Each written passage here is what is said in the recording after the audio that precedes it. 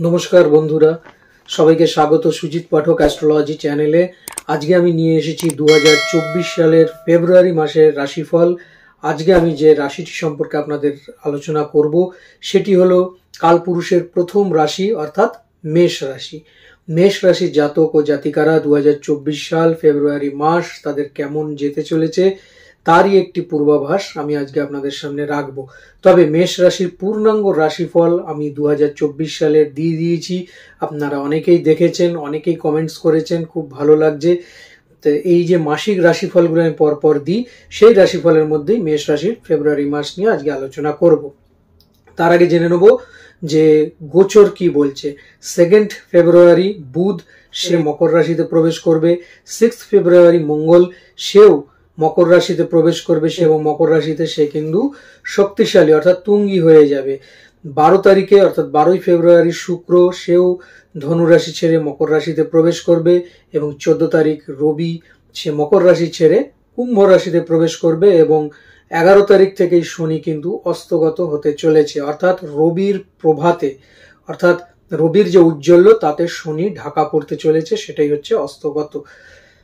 এর ফলে কি রেজাল্ট আমরা পেতে পারি তার আগে জেনে নেব যে এই যে লগ্ন বললাম মেষ লগ্ন বা মেষ রাশি, তাতে আমরা কি কি নক্ষত্র পাচ্ছি। সেখানে পাচ্ছি আমরা প্রথমত 1 নম্বর যেটি সেটি হচ্ছে অশ্বিনী নক্ষত্র, যার অধিপতি হচ্ছে কেতু অর্থাৎ কেতুর নক্ষত্র। ভরণী নক্ষত্র যার অধিপতি হচ্ছে শুক্র এবং কৃত্তিকা নক্ষত্র যার অধিপতি হচ্ছে রবি। অর্থাৎ কেতু শুক্র রবি তিনটি যে প্ল্যানেট আছে তাদের যে নক্ষত্র সেটি হচ্ছে আমরা মেষ রাশিতে পাচ্ছি, যার ফলে মেষ রাশির জাতক ও জাতিকারা বিভিন্ন ধরনের ফল পেতে পারে। আমি এর আগেও বলেছি কলৌ নক্ষত্র ফলম, কলিকালে নক্ষত্র ফল বেশি প্রদান করে। কাজেই এর সাথে সাথে আমি নক্ষত্রের কথাও বলবো, যদিও আমার পূর্ণাঙ্গ ভিডিও বাংলা পয়লা বৈশাখের আমার নতুন ভিডিও যেগুলো আসবে আপনারা অবশ্যই সেগুলো দেখবেন। সেটি 1431 সালের সম্পূর্ণ নক্ষত্র ফলের ওপরে সেই ভিডিওগুলো থাকবে। তাহলে কথা আর বাড়াবো না, সবার আগে বলবো আপনাদের শরীর স্বাস্থ্যের বিষয় নিয়ে। মেষ রাশির বা মেষ লগ্নের জাতক ও জাতিকাদের এমনিতে শরীর খুব একটা খারাপ যাবে না, তবে শনির দৃষ্টি আপনাদের লগ্নভাব বা রাশিভাবে পড়েছে, কিন্তু সেখানে দেবগুরু বৃহস্পতির অবস্থান রয়েছে। আপনাদের যেটা হবে সেটা মাংসপেশির ব্যথা, হাড় বা জয়েন্টের কম বেশি ব্যথা। যারা একটু এজেড পার্সেন্ট আছেন তাদের যেটা হাঁটু, কোমর, ঘাড় এসব জায়গায় সমস্যা আসতে পারে। যদি আপনাদের স্পন্ডিলাইটিস থেকে থাকে তাহলে পরে 14 তারিখের পর থেকে কিন্তু সেটার প্রিকশন আপনাকে নিতে হবে আগের থেকে, কেননা 14 তারিখের পর থেকে কিন্তু ব্যথা বেদনা মারাত্মক রকম শুরু হবে। দরকার পড়লে আপনি ডাক্তারের সাথে কনসাল্ট করবেন এবং অবশ্যই আপনাকে এক্সারসাইজের মধ্যে থাকতে হবে। এছাড়া যারা শুক্রের নক্ষত্রে অর্থাৎ ভরণী নক্ষত্রে বা কৃত্তিকা নক্ষত্রে রয়েছেন তাদের কিন্তু কোলেস্টেরল বাড়বার একটা জায়গা থাকবে। কোলেস্টেরলের প্রতি নিয়ন্ত্রণ রাখা আপনাদের দরকার হচ্ছে সুগার অথবা থাইরয়েড জাতীয় কোনো গ্ল্যান্ড জাতীয় সমস্যার নিয়ন্ত্রণ রাখা। এছাড়া আপনারা যদি নিয়মিত এক্সারসাইজ করেন, মেডিটেশন করেন এবং খাদ্যাভ্যাস ঠিক করেন তাহলে পরে আপনাদের শরীর কিন্তু ভালো থাকবে, কেননা মেষ রাশি কিন্তু শরীর সম্পর্কে যথেষ্ট সচেতন হবে এই বছরটা। কাজেই ফেব্রুয়ারি থেকেই তার ট্রায়াল শুরু হয়ে যাচ্ছে। চলে আসবো আপনাদের আর্থিক ক্ষেত্র নিয়ে। কেমন থাকবে আপনাদের আর্থিক ক্ষেত্র? যথেষ্ট লাভজনক থাকবে আপনাদের আর্থিক ক্ষেত্র, যেহেতু শনি মহারাজ তার নিজের ক্ষেত্র একাদশেই বসে রয়েছে, যেটা সোর্স অফ ইনকামের জায়গা অর্থাৎ লাভের জায়গা। বৃহস্পতি মহারাজ সে পঞ্চম ভাবে আপনাদের দৃষ্টি দিচ্ছে। পঞ্চম ভাব থেকে আমরা আমাদের স্ট্যাটাস মেনটেন করি।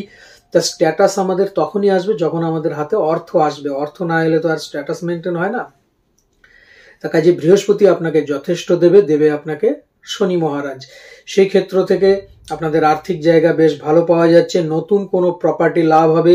যখন মঙ্গল আপনাদের দশম ভাবে ঢুকবে, মঙ্গল দশম ভাবে যখন শক্তিশালী হবে আপনাদের রাশিপতি বা লগ্নপতি যিনি, তখন কিন্তু আপনাদের প্রপার্টি লাভের জায়গা পাওয়া যাচ্ছে। আসবে আপনাদের নতুন বাহন, এতদিন ধরে যে চিন্তা করছিলেন মন মতো বাহন আপনারা পাবেন। এবং আপনারা যদি পুরনো কোনো লগ্নি করে থাকেন, সেটা মিউচুয়াল ফান্ড হোক, সেটা শেয়ারে হোক, যেখানেই হোক, সেখান থেকে কিন্তু আপনাদের একটা ভালো রিটার্ন আসতে চলেছে। বিশেষত যদি আপনার ভরণী নক্ষত্র হয় এবং কৃত্তিকা নক্ষত্র হয়, আপনারা যথেষ্ট লাভবান হবেন। অশ্বিনী নক্ষত্রও কিন্তু লাভ করবেন, তারা কিন্তু প্রফেশনালি ভীষণভাবে গেইন করে যাবেন এবং তাদের বিশেষত যারা ডাক্তারি প্রফেশনে রয়েছে বা মেডিকেল যে কোনো প্রফেশনে, প্যারামেডিক্যাল প্রফেশনে রয়েছেন, তাদের কিন্তু উন্নতির জায়গা রয়েছে, সেখান থেকে তারা যথেষ্ট আর্থিক লাভবান হবে বলেই আশা করা যাচ্ছে। ওভারঅল দেখতে গেলে ফেব্রুয়ারি মাস আপনাদের আর্থিক জায়গা বেশ শুভপ্রদ। চলে আসবো আপনাদের পারিবারিক ক্ষেত্র নিয়ে। কেমন থাকবে আপনাদের পারিবারিক ক্ষেত্র? প্রথমে বলবো, পারিবারিক ক্ষেত্রে একটা ব্যালেন্স থাকবে, কখনো ভালো কখনো মন্দ। এই ফেব্রুয়ারি মাস কিন্তু আপনাকে ভালো মন্দ নিয়েই চলতে হবে। যখন মঙ্গল 6 তারিখে গিয়ে আপনাদের দশম ভাবে থাকবে, সে চতুর্থ ভাবে আপনাদের দৃষ্টি প্রদান করবে। তুঙ্গি অবস্থায় থেকে সে দৃষ্টি প্রদান করছে। অবশ্যই আপনাদের গৃহে কোনো মাঙ্গলিক অনুষ্ঠান অথবা আপনাদের গৃহে পূজা পাঠ জনিত কোনো জিনিস হবে, যাতে সবাই আনন্দ করবে এবং সেখানে আপনি আপনার যে রোল থাকবে সেটা কিন্তু নাম্বার 1 এবং আপনি আপনার নিজের দায়িত্বে সেটা করবেন। আপনার গৃহে বা আপনার পরিবারে কোনো লোক বা কোনো আত্মীয় আসতে চলেছে এবং তাদেরকে আপনি যথাযথ সম্মান প্রদান করতে পারবেন বলে আশা করা যায়, যদি আপনার ভরণী নক্ষত্র এবং অশ্বিনী নক্ষত্রে জন্ম হয়ে থাকে। এছাড়াও আপনাদের গৃহভাবে দৃষ্টি প্রদান করবে, অর্থাৎ চতুর্থভাবে দৃষ্টি প্রদান করবে শুক্র, বুধ। এরাও যখন থাকবে তখনও কিন্তু আপনার দায়িত্ব বৃদ্ধি হবে এবং আপনি কোনো শৌখিন দ্রব্য আপনার গৃহে আনতে পারেন, আপনার গৃহের রিনোভেশনের জায়গা তৈরি হবে। কিন্তু পিতার শরীর স্বাস্থ্য নিয়ে কম বেশি সমস্যা দেখা দিতে পারে এবং মাতার স্নায়ুজনিত কোনো পীড়া দেখা দিতে পারে, অর্থাৎ স্পন্ডিলাইটিস জাতীয় কোনো সমস্যা অথবা ক্রনিক কোনো নার্ভের পীড়া, এগুলো কিন্তু বাড়তে পারে। সেক্ষেত্রে আপনাকে একটু ডাক্তারের পরামর্শ নিতে হবে। যদি আপনার অশ্বিনী নক্ষত্র এবং কৃত্তিকা নক্ষত্রে জন্ম হয়ে থাকে, তাহলে পিতার সাথে ছোটখাটো বিষয় নিয়ে একটু মনোমালিন্যের জায়গাও তৈরি হবে। বড় কিছু হবে না, তবে পিতার শরীর স্বাস্থ্য কিন্তু আপনাকে অবশ্যই যত্ন নিতে হবে। সামাজিকভাবে আপনারা যথেষ্ট উন্নতি করতে পারবেন। 3টি নক্ষত্রের ক্ষেত্রেই এটা প্রযোজ্য। সামাজিকভাবে আপনাদের যথেষ্ট সম্মান বৃদ্ধি হবে। যে কোনো জায়গায় গেলে পরে আপনারা কিন্তু সেই সম্মান পাবেন। এছাড়া বিভিন্ন জায়গা থেকে আপনাদের ভালো ভালো অফার, অর্থাৎ কোনো জায়গায় আপনাকে গেস্ট হিসাবে নিয়ে যেতে পারে, কোনো জায়গায় আপনি একটা প্রধান অতিথির জায়গায় বসতে পারেন। এই জায়গাগুলো কিন্তু আপনাদের ক্ষেত্রে হবে এই ফেব্রুয়ারি মাসে। চলে আসবো আপনাদের কেরিয়ারের বিষয় নিয়ে। কেমন থাকবে আপনাদের কেরিয়ারের জায়গা? যথেষ্ট লাভজনক থাকবে।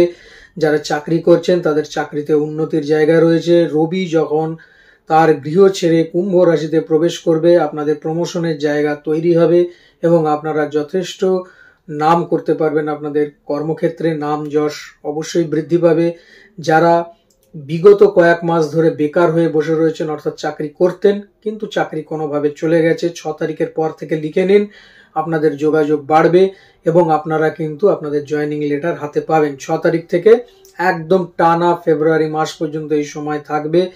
চেষ্টা করুন, অবশ্যই আপনাদের জায়গা ভালো হবে। যারা এমএনসিতে রয়েছেন তাদের ক্ষেত্রে উন্নতির জায়গা রয়েছে। যদি আপনাদের কৃত্তিকা নক্ষত্র এবং ভরণী নক্ষত্র হয়ে থাকে, তাহলে পরে কর্মক্ষেত্রে যথেষ্ট উন্নতি এবং আপনাদের ওপরওয়ালার সাথে, অর্থাৎ ঊর্ধ্বতন কর্তৃপক্ষের সাথে খুব ভালো একটা সম্পর্ক আপনাদের তৈরি হবে। তার থেকেও কিন্তু আপনারা লাভবান হবেন।